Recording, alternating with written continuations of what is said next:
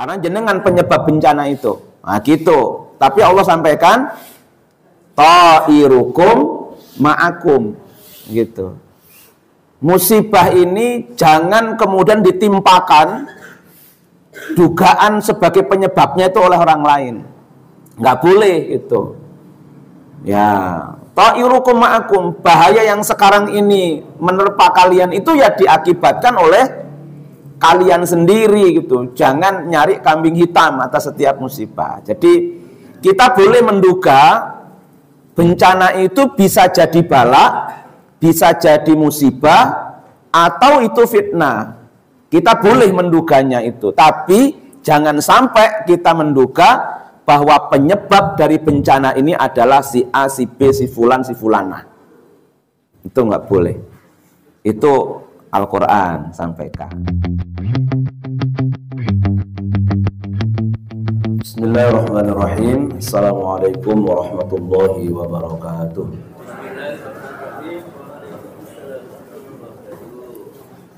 Alhamdulillahi rabbil alamin. Assalatu wassalamu ala asyrafil mursalin wa ala alihi wa sahbihi ajma'in. Amma ba'du.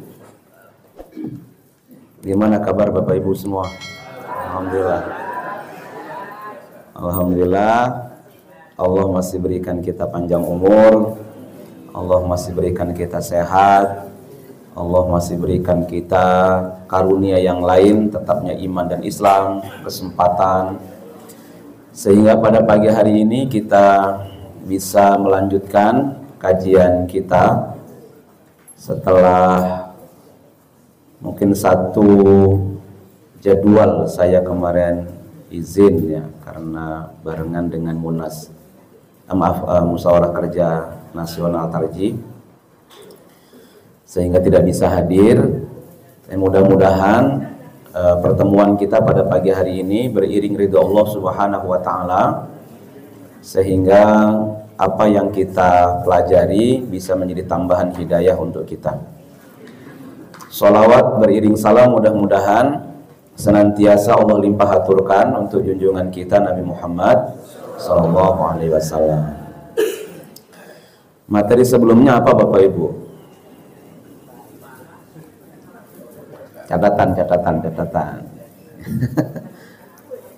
Kita masih berbicara sebelumnya pada ummatan wasata, ya kan? Ummatan wasata itu apa kemarin? Iya, tengah gitu ya. Ummatan wasata, umat yang adil dan tengah sehingga menjadi umat pilihan. Ya, kemarin gitu ya. Ciri utamanya apa? Litakunu syuhada'a 'alan nas. Yang pertama, menjadi saksi atas yang lain di kehidupan dunia ini. Dan wa yakunar rasul 'alaikum syahida. Kemudian ciri dari masyarakat pilihan apa? Itu kemarin sudah apa saja? Pertama,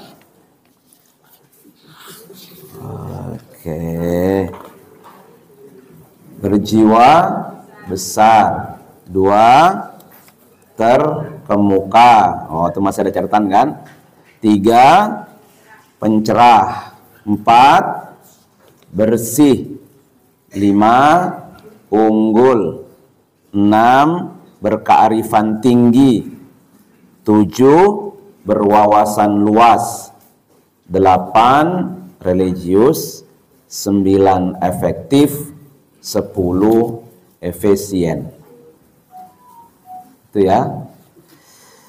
Oh, kilali kayak ya. Ya, nggak apa-apa lah. Kita lanjut. Kalau diulang nanti nggak selesai gitu. Ya, lanjut. Yang kita bicarakan pagi hari ini di lanjutan kelompok ayat tersebut, itu ayat 153 sampai 157 yang dalam tafsir At-Tanwir diberikan tema kesabaran dalam kebenaran. Ya. Kesabaran dalam kebenaran. Nah, ayatnya saya baca dulu. A'udzu billahi minasy syaithanir rajim. Ya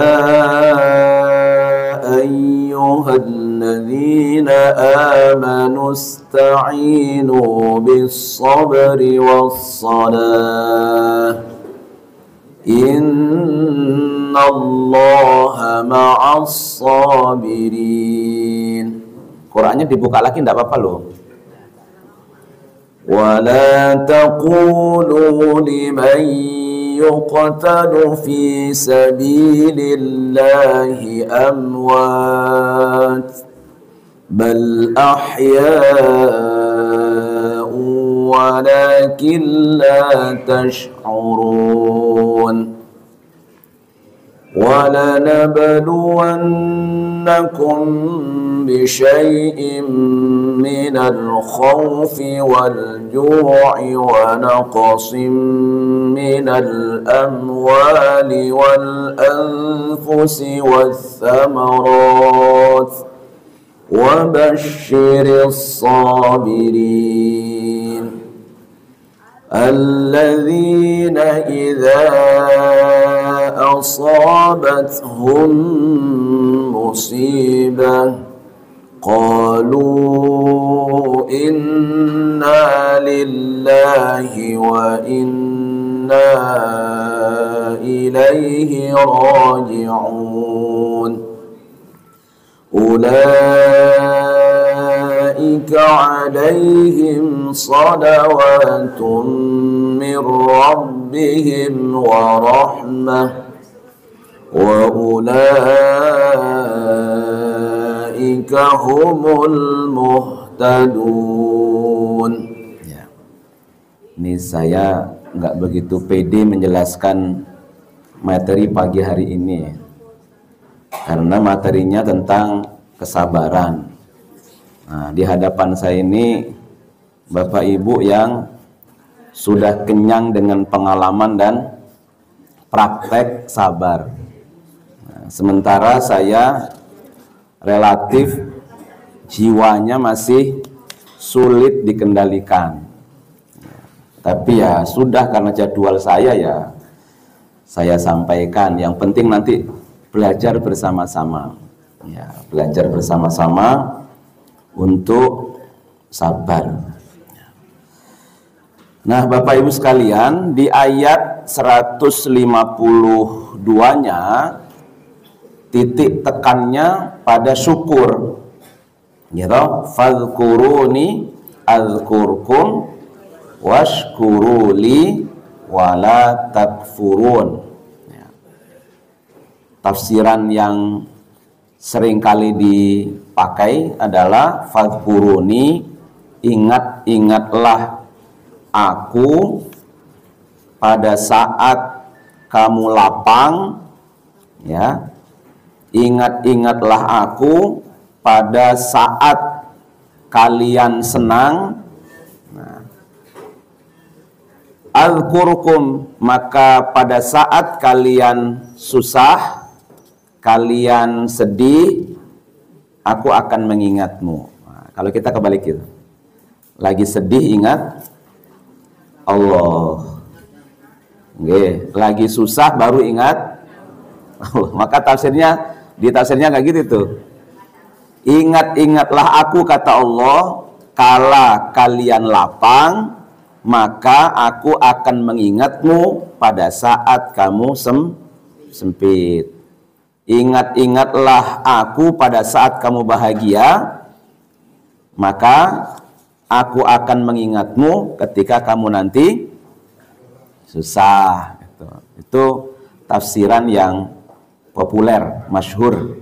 Fadhkuruni azkurkum. Karena kebiasaan kita itu ingat Allah pada saat susah, lapang lali gitu ya. Sakit ingat, nanti sehat. Maka bagus.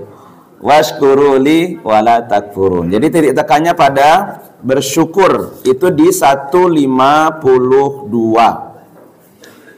Nah, yang kita bahas di 153. Dimulai dari 153. Ya, jadi kalau pada 152 tentang syukur, maka 153 ini tentang sabar.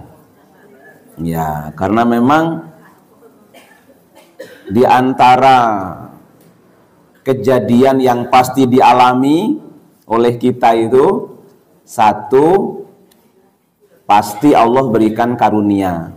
Maka sikap yang harus diambil adalah bersyukur. Yang kedua, pasti kita akan diberikan kesulitan. Maka sikap yang paling baik adalah, jadi hidup kita itu cuma belajar syukur sama sabar. Karena dua itu pasti terjadi. Karunia pasti diberikan, nggak usah bingung, ya kan? Orang sekarang itu banyak bingung karena tidak yakin karunia bakal datang. Padahal bingungnya koyo opo gitu ya, tetap karunia juga pasti datang.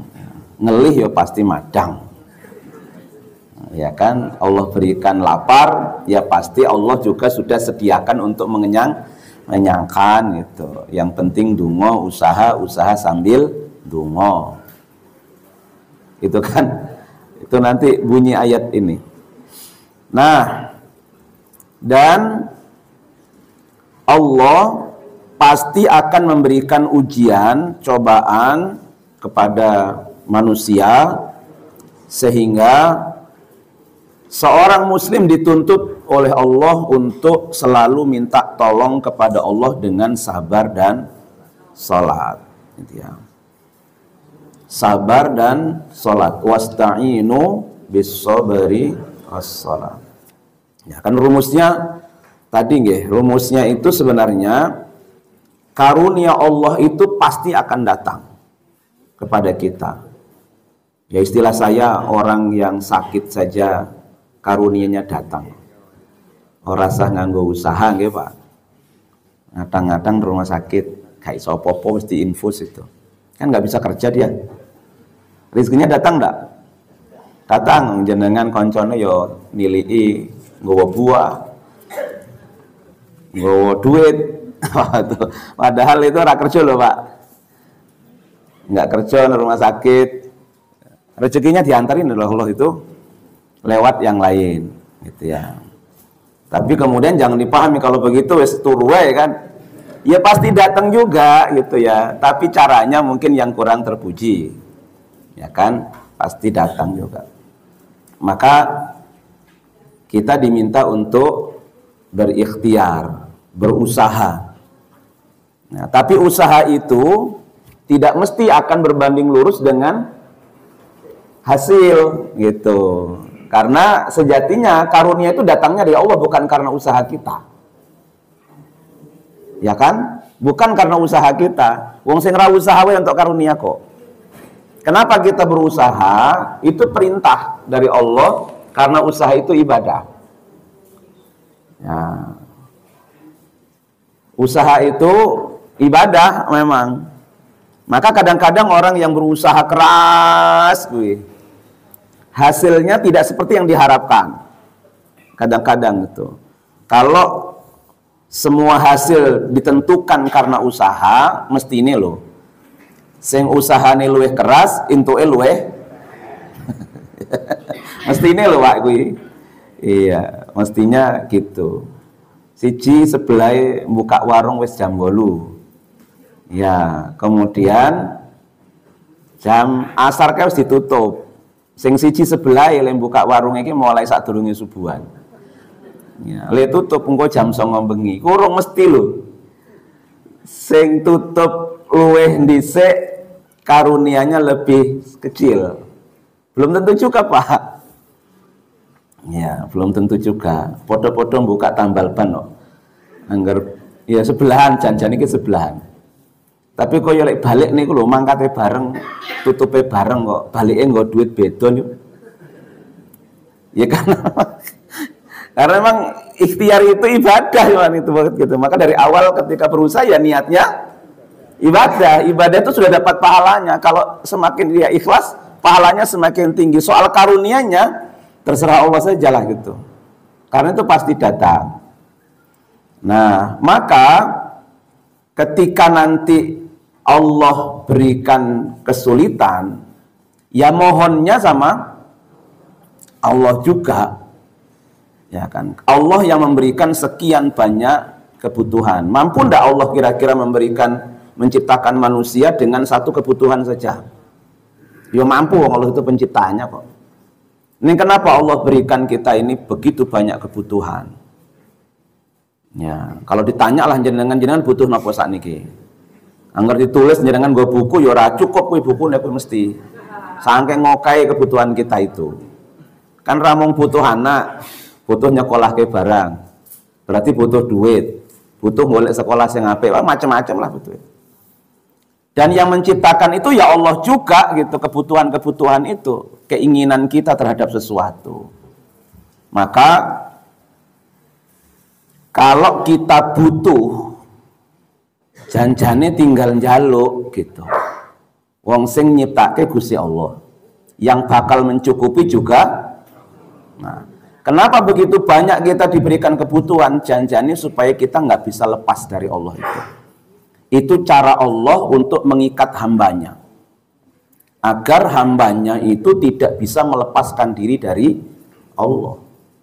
Karena hambanya tidak mungkin memenuhi kebutuhannya sendiri tanpa pertolongan dari Allah. Karena hakikatnya semua karunia itu datangnya dari Allah Subhanahu wa Ta'ala. Nah, maka ketika sulit sekalipun ya wasta'inu, mohon pada Allah gitu ya. Nah, cara yang Allah sampaikan, bagaimana caranya? Bisabri wassalah, dengan sabar dan sholat ya, dengan sabar. Minta tolong itu pun juga butuh sabar. Minta tolong lo butuh sabar. Banyak orang yang nggak sabar minta tolong itu, sehingga akhirnya nggak pernah ndonga. Ya. Karena minta tolong itu pun juga usaha buat kita. Berusaha harus sabar. Sholat biasanya memang dalam Al-Quran itu, kalau yang dimaknai itu sholat dalam pengertian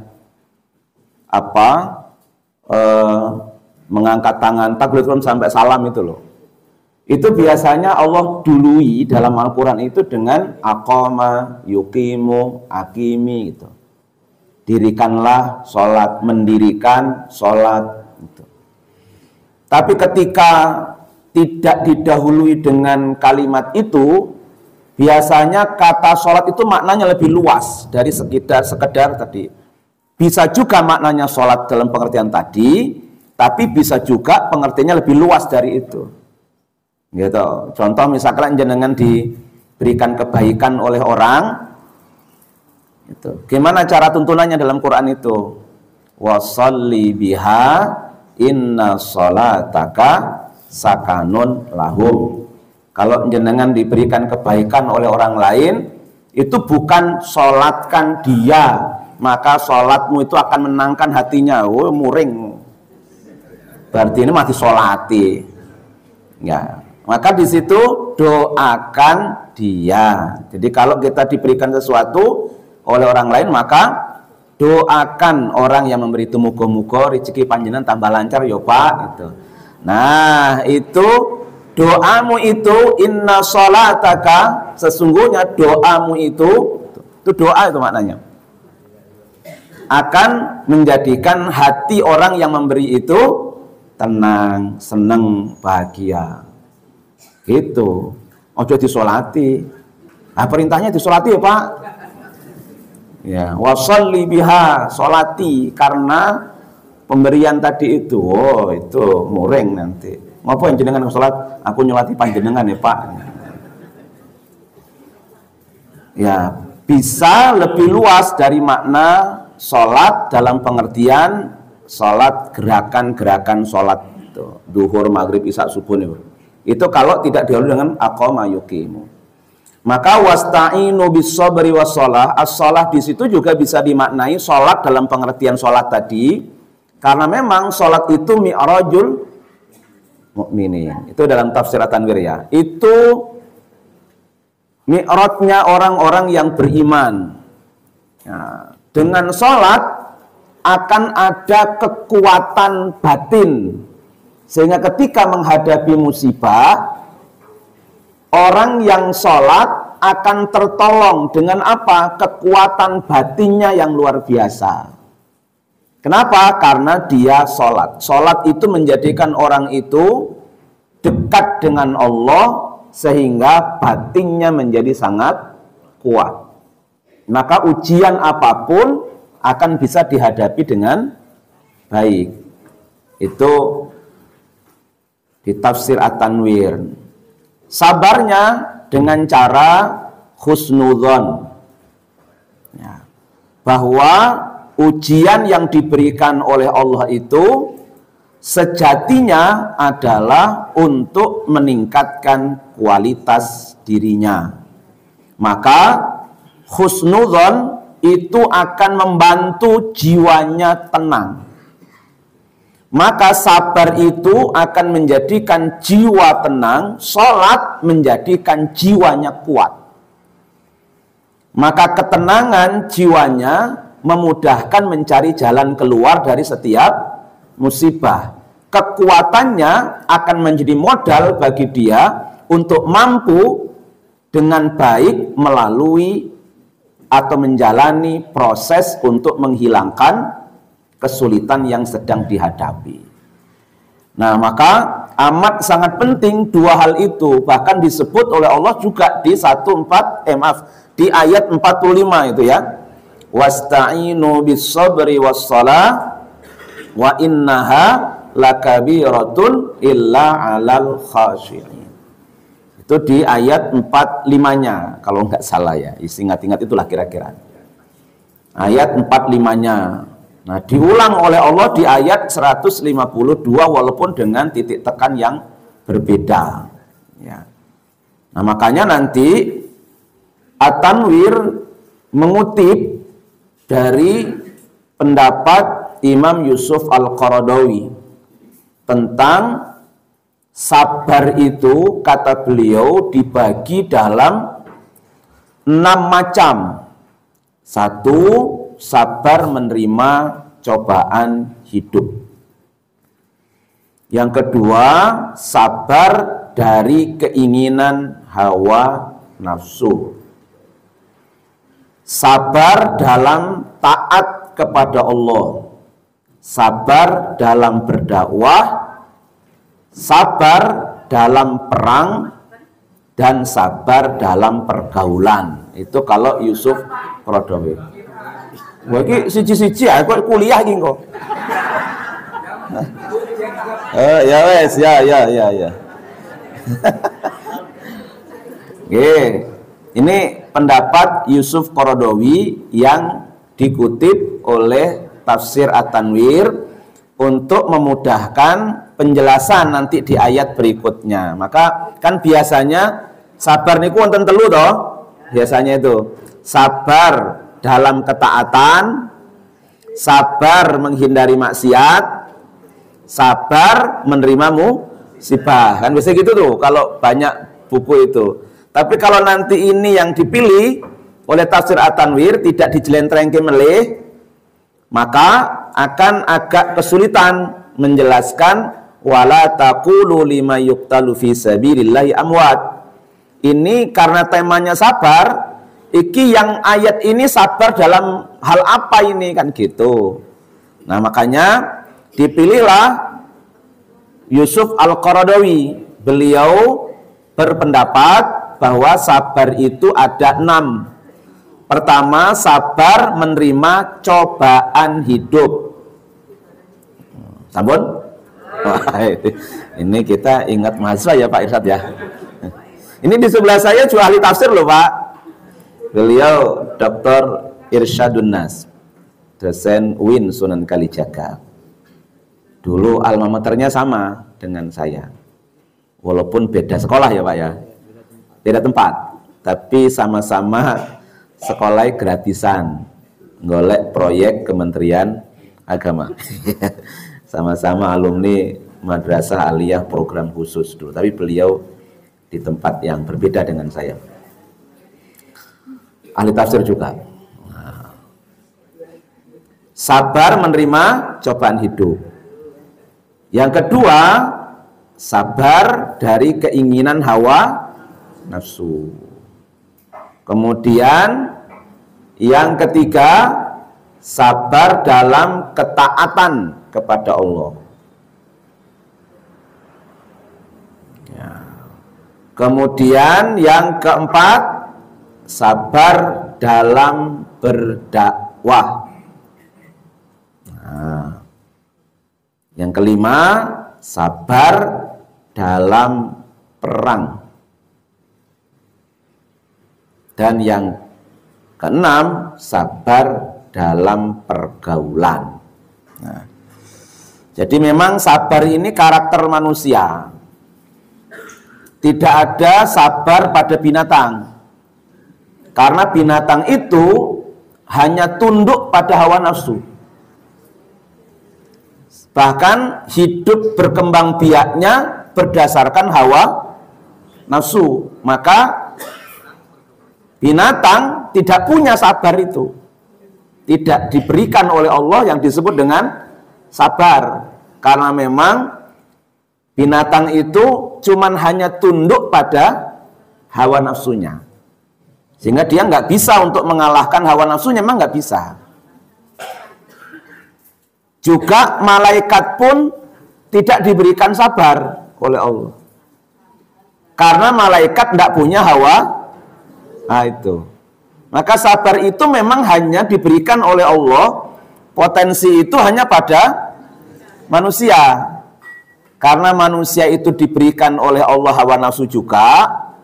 Diberikan akal oleh Allah gitu ya. Nah, diberikan nurani juga.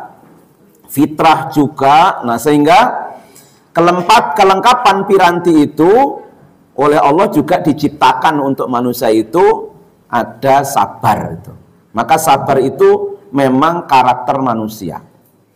Jadi lah wong wis ora sabar babar blas itu podo karo nggih mboten nggih wah iki nanti ndak jenengan kok nang kampung wah kayak wong kemuringan. Podo karo ampun lho nggih. Saya cuma jelasin ya, sabar karena manusia itu yang punya sabar itu. Karakternya. Ada 6 tadi itu. Nah, sehingga ayat 154 wala taqulu liman yuqtalu fi sabilillahi amwat. Betul ya? Ya. Itu sabar dalam hal apa di situ? Tafsir At-Tanwir itu menempatkan 154 itu sebagai sabar dalam berdakwah. Jadi dakwah itu butuh sabar gitu ya. Kenapa? Di ayat 154 wala taqulu janganlah engkau katakan liman yuqtalu fi sabilillah, siapa saja yang terbunuh mati meninggal wafat dalam jihad fi sabilillah itu mati, bal ahyaun bahkan mereka itu hidup, walakin la tash'urun sedangkan kamu tidak menyadari ya, tidak menyadari, tidak mengetahui, tidak merasa dan seterusnya itu.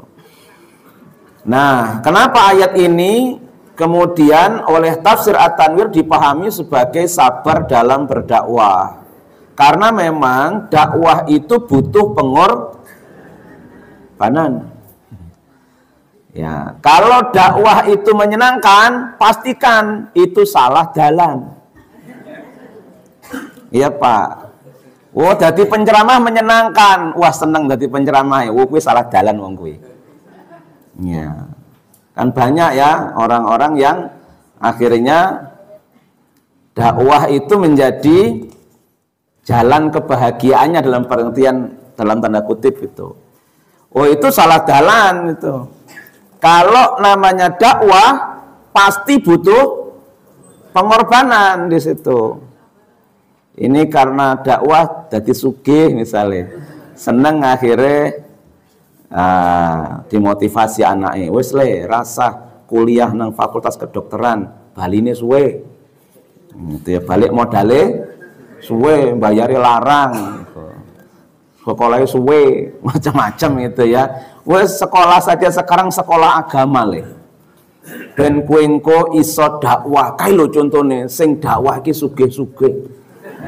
Oh, kowe salah dalan. Sugih itu karena pekerjaan yang lain gitu. Ya, sugih itu karena aktivitas yang lain, udahnya ya dosen, ya macam-macam. Usahanya dagang barang.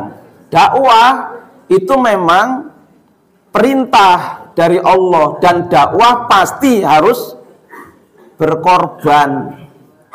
Gitu. Tapi saya optimis di Muhammadiyah itu sudah ada di jalan yang benar. Karena dakwahnya selalu berkorban. Kata teman saya, wah lah jenengan cek neng kampungin jenengan Pak, iso sugih sampean. Ngono kowe. Mosok ora tau nang omah ngisi ceramah wae. Bayangke lak satu ceramah sakmene kaya nang kampunge dhewe, sugih sampean. Untungnya saya di Muhammadiyah. Muhammadiyah itu ya nganggo yen bayare. Yen ono ya wes itu. Maka istilahnya gawe ganti bensin. Itu beneran di Muhammadiyah itu. Karena seukuran dengan tuku bensin memang. Iya, tapi itulah dakwah memang. Dakwah itu di situ itu. Karena memang butuh pengorbanan di sana. Tidak ada dakwah itu menyenangkan. Kalau dakwah menyenangkan, pastikan bahwa dakwahnya sedang salah jalan. Dakwah kok kepenak itu, tenaga kabeh wong do dakwah itu ya. Ya, dakwah itu memang butuh ya. Panjenengan ya, dakwah kan tidak mesti harus dengan kata loh Pak. Nggih. Bahkan mungkin Rasulullah itu banyak dakwahnya manjurnya itu karena perilaku beliau kayaknya. Karena beliau itu mboten boros le ngendikan. Nggih, ngendikan Rasulullah itu ndak banyak. Tapi hasilnya spektakuler. Karena memang lebih banyak orang tertarik bukan hanya dengan kata Rasulullah, tapi dengan perbuatan beliau. Maka nggak usah berkecil hati. Bapak-bapak, aku kira rasa berdakwah Pak, aku rasa ceramah. Lo ceramah iki ora lagi ramung ceramah tok ya. Gitu ya. Jenengan ben 5 waktu tindak masjid mawon itu sudah dakwah. Karena orang lihat mbok koyok wong kae lho. Ngono kuwi Pak nanti. Adem-adem lho. Omahe adoh mongko. Lho sampean iki lho masing mepet masjid. Oh gitu ya. Malah kalah karo sing adoh kae lho. Nah itu dakwah, padahal kita nggak ngomong loh itu. Tetapi menjadi motivasi buat yang lain. Ya. Dek iki ra sugih lho, tapi kok sedekahe akeh banget. Ora pernah ngomong yuk sedekah mboten. Tapi dia selalu ringan untuk bersedekah. Padahal ndak kaya. Akhirnya orang melihat, oh kaya ora sugih wae ternyata iso. Berarti dakwah tidak mesti harus dengan kata. Nah, makanya semua kita adalah dai. Dan dai butuh siap untuk berkorban. Nah, pengorbanan yang paling tinggi itu memang adalah pengorbanan dengan harta dan jiwa. Nah, jadi nyambung kan tadi itu. Wala taqulu liman yuqtalu fi sabilillahi amwat. Jangan duga bahwa orang yang meninggal di jalan Allah itu mati. Nah, makanya At-Tanwir mengambil satu sisi tafsiran yang lain bahwa ini sabar dalam pengertian sabar dalam berdakwah. Kenapa dakwah butuh pengorbanan? Pengorbanan yang paling tinggi adalah mengorbankan harta dan jiwa. Wani mati ini kulo. Mati itu udah dakwah yang paling pengorbanan yang paling tinggi. Maka yang gugur di jalan Allah fisabilillah dalam memperjuangkan agama Allah itu akan selalu hidup. Nah, makna hidup itu bisa dua yang dimaksud di situ. Kalau dimaknai secara maknawi, maka orang-orang yang meninggal di jalan Allah itu nama dan kebaikannya tetap abadi dikenang oleh orang. Nah, misalkan saja kita berapa kali atau berapa sering menyebut misalkan saja Kiai Haji Ahmad Dahlan, beliau sudah tidak ada, tapi semangat, nama baiknya, gitu ya, nilai-nilai luhurnya selalu hidup dan menginspirasi setiap orang. Itu makna maknawinya, bahwa jangan dikira orang yang wafat fisabilillah itu mati. Bahkan mereka hidup. Nah, makna hidup di situ kalau di maknawi tadi hidup maknanya namanya, kebaikannya masih terus dikenang dan diingat oleh banyak orang, bahkan menginspirasi perbuatan banyak orang. Nah, Kiai Dahlan misalkan saja, ketika orang lihat gedung Muhammadiyah misalkan, langsung Kiai Dahlan. Apalagi ingat UAD, namanya saja Ahmad. Nah, ya karena saya dosen UAD ya. Iya, saya tidak nyebut UIN Pak Irsyad. Kalau nyebut UIN agak susah nyebut Kiai Dahlan gitu ya. Ya. Ya Pak Zuhri, Pak siapa gitu nanti itu kalau sana. Karena yang dirikan bukan Kiai Dahlan. Tapi kalau sudah UAD, wes pasti bukan universitas ada di mana-mana, itu Universitas Ahmad Dahlan. Jadi namanya itu masih ada, Pak. Itu kalau dimaknai secara maknawi. Tapi kalau memang dimaknai secara hakiki, ya, At-Tanwir tidak memberikan penjelasan lebih kecuali hanya percaya saja bahwa orang yang wafat di jalan Allah itu hidup di sisi Allah Subhanahu wa taala, dan bagaimana hidupnya wallahu a'lam. Nah, bisa dua itu maknanya. Nah, jadi di dalam pemahaman wala taqulu liman yuqtalu fi sabilillah amwat bal ahya'un 'inda rabbihim. Bal ahya'un walakin la tash'urun, karena ada ayat yang lain ya. Tapi ayat yang lain gimana? Wala taqul liman yuqtalu fi sabilillah amwata bal ahya'un 'inda rabbihim yurzaqun farihina bima ata, dan seterusnya itu. Itu maknanya bisa dua, bisa maknawi, bisa hakiki. Oke, kita lanjut. وَلَنَبْلُوَنَّكُمْ بِشَيْءٍ مِّنَ الْخَوْفِ وَالْجُوعِ وَنَقْصٍ مِّنَ الْأَمْوَالِ وَالْأَنْفُسِ وَالثَّمَرَاتِ وَبَشِّرِ الصَّابِرِينَ. Ya. Wes jam sakmono ya. Mesti cepet itu loh. Rumah saku tapi rumah senjenengan ya suwe banget ya. Ya, jadi وَلَنَبْلُوَنَّكُمْ, dan sungguh Allah akan menguji kalian. Bahkan double takkidnya, pertama dan penutupnya, wala lanya dan nun tasdidnya di belakang itu penguat. Sungguh benar, nggak akan tidak. Ya, nggak akan tidak, pasti Allah akan menguji. Jadi memang ada bala, nabluwannakum itu kan bala.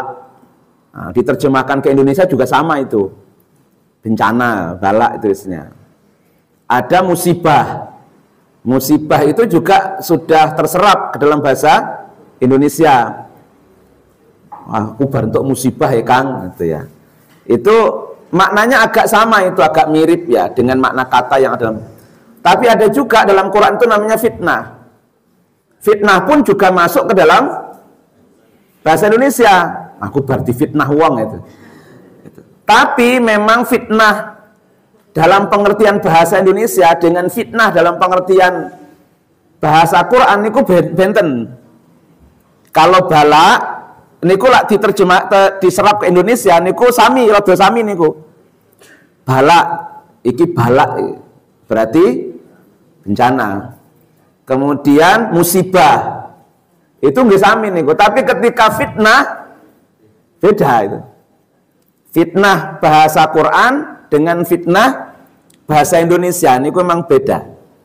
Nah, dalam Quran memang ada titik tekannya. Kalau bala itu biasanya musibah, bencana, ujian yang diberikan memang datangnya murni dari Allah, tidak ada keterlibatan kita. Tidak ada keterlibatan manusia. Itu bala. Tapi kalau musibah dipakai oleh Al-Quran itu biasanya diakibatkan oleh tangan manusia gitu ya. Bima kasabat aidin nas. Itu musibah. Nah, sedangkan fitnah ini apa? Wattaqu fitnatal la tusibanal ladzi. Takutlah kalian kepada fitnah, kepada bencana, musibah yang tidak hanya akan menimpa orang-orang yang durhaka saja, yang zalim saja, tapi juga bisa menimpa juga orang-orang yang taat. Itu fitnah itu ya.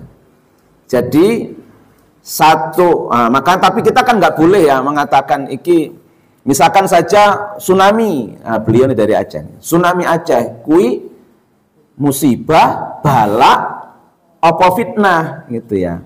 Karena yang kena dampaknya juga tidak hanya orang-orang yang durhaka saja, tapi juga orang-orang yang beriman pun juga berarti ini fitnah, misalkan saja. Bisa juga itu bala. Allah memang yang berikan itu tanpa keterlibatan manusia. Atau ada yang menduga kadang-kadang ini musibah ini goro-goro gitu kan ya. Goro-goro Nyiro Kidul enggak.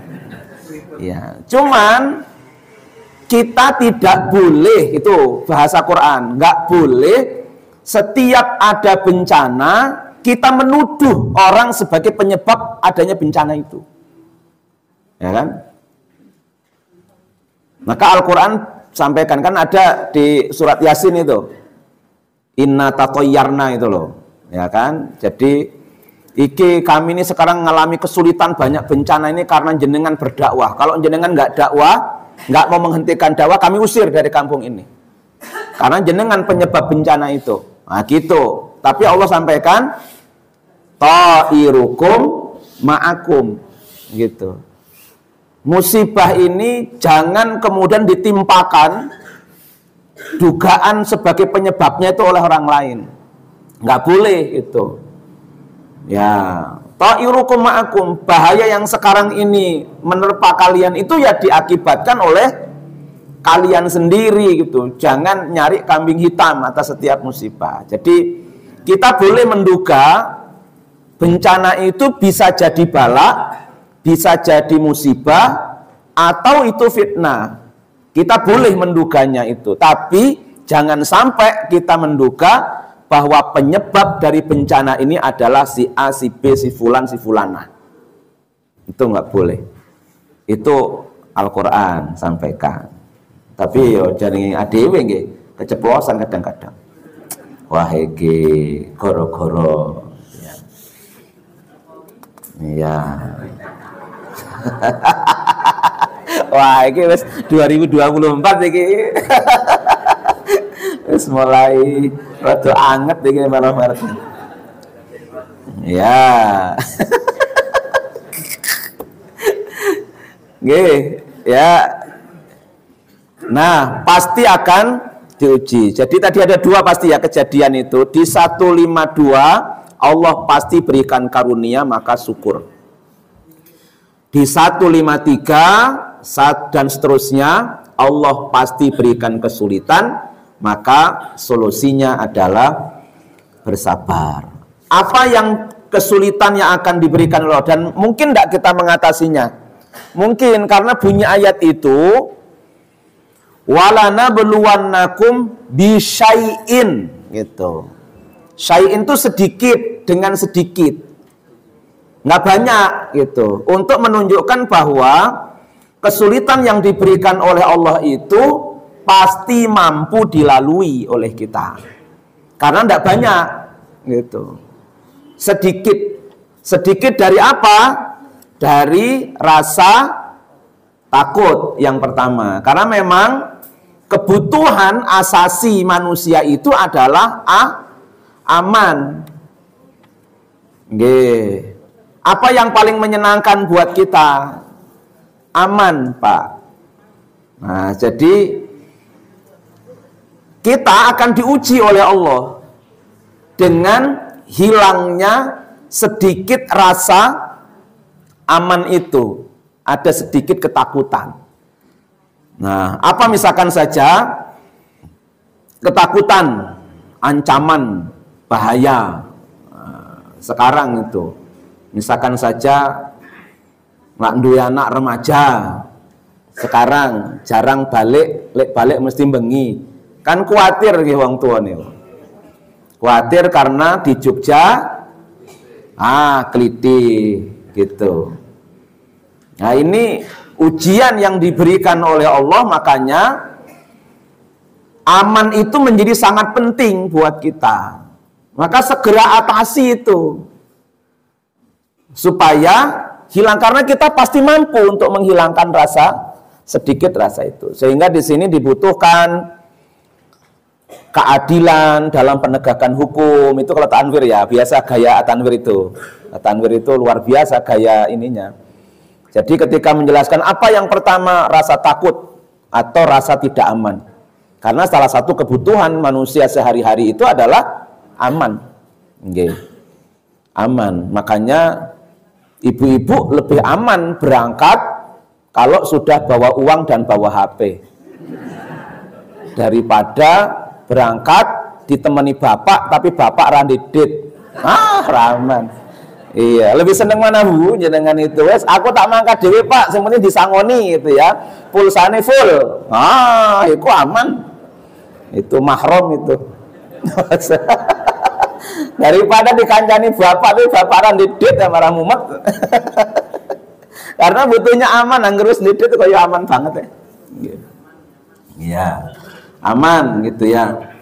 Aman dari pencurian, perampokan, penganiayaan, pemerkosaan, dan tindakan kriminal yang lainnya gitu ya.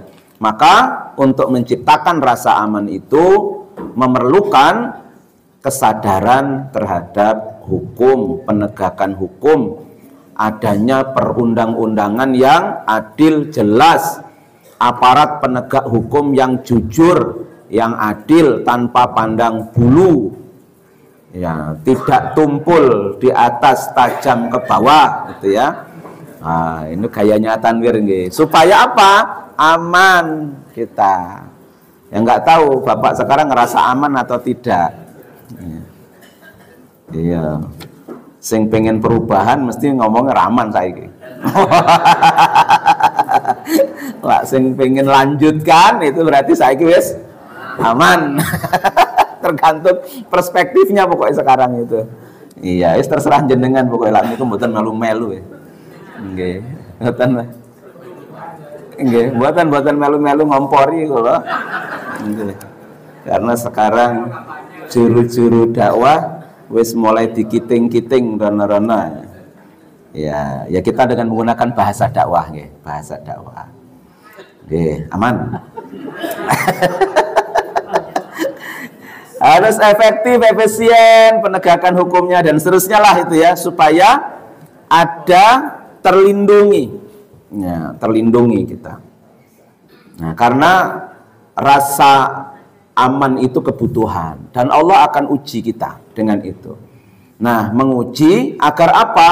Agar kita punya kualitas rasa aman yang lebih tinggi. Kemarin sudah bagus, ternyata ada riak-riak lagi, kita mulai nggak aman lagi, ada ketakutan. Oh, diatasi dengan baik, wong ini pasti bisa diatasi. Maka rasa aman berikutnya menjadi tinggi kualitasnya. Nanti kalau sudah begitu akan Allah uji lagi, supaya nanti ada perbaikan-perbaikan lagi. Nah itulah, ujian itu kan untuk naik kelas saja sebenarnya. Nah, lek ragilem diuji, yon jenengan tetap nol besar mawon gitu. Rasa SD. Nah, pengen munggah kelas, ya berarti kudu siap menghadapi ujian. Karena ujian hakikatnya yaitu karunia juga hakikatnya, tapi makanya harus sabar. Yang kedua adalah apa yang dibutuhkan oleh kita, yang akan diuji oleh Allah karena itu kebutuhan kita, yaitu kebutuhan kenyang. Nggih, maka lapar itu menjadi ujiannya. Karena kita memang akan nyaman kalau aman, gitu ya. Kebutuhan asasinya terpenuhi. Nah, sekalipun di sini disebut ju', tetapi di dalam tafsir At-Tanwir ini bisa maknanya bisa makan atau minum. Makan minum itu bukan hanya kadang-kadang karena faktor kemiskinan. Ujian Allah dengan lapar dan dahaga itu kadang-kadang bukan karena kemiskinan. Memang ya. Tetapi bisa juga karena kekeringan. Jadi wong-wongnya harus suge-suge. Tapi ini musimnya musim kemarau ya. Sehingga ya akhirnya ate adus ya seminggu sisan. Wong banyune tuku. Nah gitu ya. Mau makan juga memang agak mahal sekarang. Ya kadang-kadang bukan karena kemiskinan juga. Ya. Jadi rasa lapar itu bisa luas maknanya. Akan diuji oleh Allah bukan hanya ujian kemiskinan. Ya. Bukan hanya ujian kemiskinan. Tetapi bahkan mungkin suatu saat kabeh wong do sugih ning ra ono sing dodolan niku masalah juga itu. Iya. Karena sudah makmur semua toh. Lah, jadi orang anak sing bakul beras, orang anak sing bakul sego. Nah, piye jenengan? Lah suatu saat ngono kuwi. Ya untungnya lho. Ya untungnya. Untungnya iki ya ternyata kabeh ora sugih kabeh ngono lho. Ya. Nah, sugih kabeh judeg dhewe. Ya, malah judeg. Ate ngomong-ngomong kangelan. Ya, sekarang kan kepenak, ada yang sugih banget, ada yang biasa-biasa saja, sehingga yang biasa-biasa saja membantu kemudahan orang-orang yang kaya. Ya kan, nanti gampang, rasa numpak mobil rasa terkele aku tak Gojek. Nah, jadi kepenak kuwi. Maka jangan semena-mena terhadap yang lain, karena hakikatnya semua orang bisa saling bersinergi membantu. Nah itu Bapak, jadi saya nggak bijaksana kalau lanjut karena wes jam setengah itu, aku masih Senin ya aku. Ayo Jono kayak Jono tak sisani petang. Nah, monggo Bapak. Nggih. Tentang sabar, Ustaz. Sabar. Sulit diimplementasinya. Contohnya kalau istri kita itu digoda, sabar, diam aja. Nah itu kita diam atau kita pukul malah dan itu kan siap. Ada kelanjutan itu apakah sabar itu ada batasnya? Ya, jadi sabar itu apa? Menahan diri untuk melakukan atau tidak melakukan sesuatu untuk mendapatkan sesuatu yang baik atau lebih baik. Ya. Jadi sabar itu bukan pasif sebenarnya. Sabar itu adalah menahan diri untuk melakukan sesuatu. Ya. Misal apa? Leo sasah nikah sik yo le, kuliah dhisik. Itu kan sabar untuk melakukan sesuatu kuliah dhisik. Kenapa? Karena ada harapan supaya kita bisa mendapatkan yang lebih baik. Itu. Jadi sabar itu. Jadi sabar itu benten kalih sabar dengan orang putus asa itu loh. Wah iki bojoku digodhog ya sing godhog iki tentara ya, pangkatnya dhuwur ya. Wis men wae.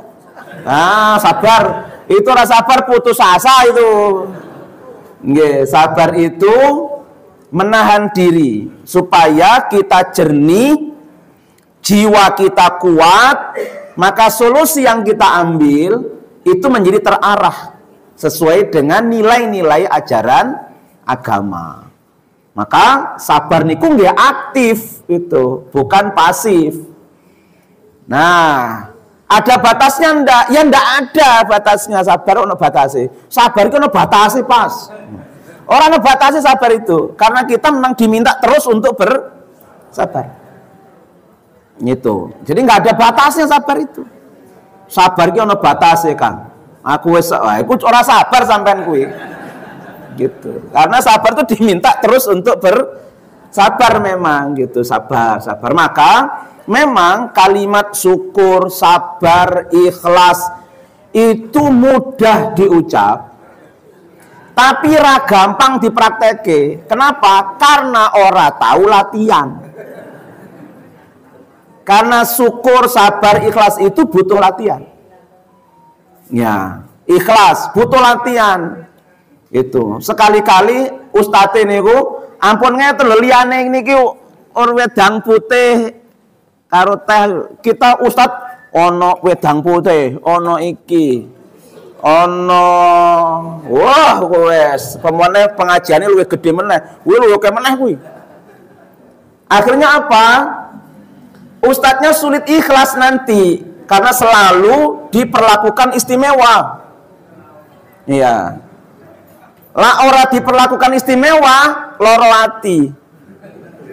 Iki ustadz ra dijemput kongkon teko dhewe ling ngubungi nganggo WA gitu ya.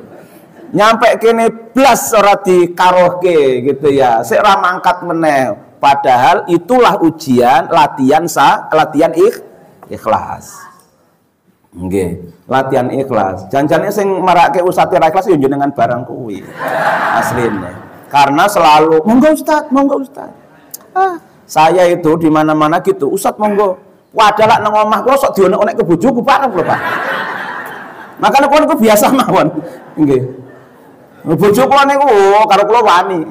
Abi berhenti dulu, lagi tak pel. Oh. Mboten pernah, ustadz monggo.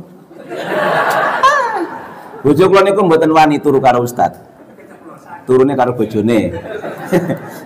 Jadi enak, bojo kula mboten pernah njaluk duit ning ustadz. Ustadz njaluk duite enggak pernah. Njaluk duit pada suaminya. Jadi ustadz kalau dong gaya gitu loh. Wah, untuk ngomong dionek-onek bojone ya. Ini karena jamaah enggak tahu saja. Itu ya, makanya dimulyake. Ya jamaah karena tadi ya harus menghormati guru gitu aja. Ning gurune ya kudu paham bahwa kadang-kadang kita juga dikritik. Ustadz kok goblok. Oh, nggak usah lorati, harus ikhlas. Karena apa? Bisa jadi itu kan cuman goblok tok. Nur Khalis ora mung goblok ya. Koproh, telatan. Untung dek nyebutnya mung goblok. Nggih. Padahal asline kuwi Nur Khalis ora mung goblok, akeh banget deh. Iya. Kok kemudian dionek goblok wae dhewe muring gitu ya. Ya enggak lah. Wong sing nyatane ya luwih teko kuwi kok ya. Iya kan, nyatane ora mung goblok tok kok. Banyak yang lain. Nah itu berlatih, tapi kan nggak pernah latihan Pak persoalannya. Sehingga tadi itu sampai sabar ki ono batese Kang. Oh gitu di tempat saya itu Pak. Iya, sabar ono batese Kang. Ora ono batese ya sabar wong. Batas. Nggih, ngapunten Pak. Ngapunten nggih, mangke dilajengaken melih lah insyaallah. Nggih, kurang lebihnya mohon maaf, saya kembalikan pada Ustaz Irsyad. Assalamualaikum warahmatullahi wabarakatuh. Waalaikumsalam warahmatullahi wabarakatuh.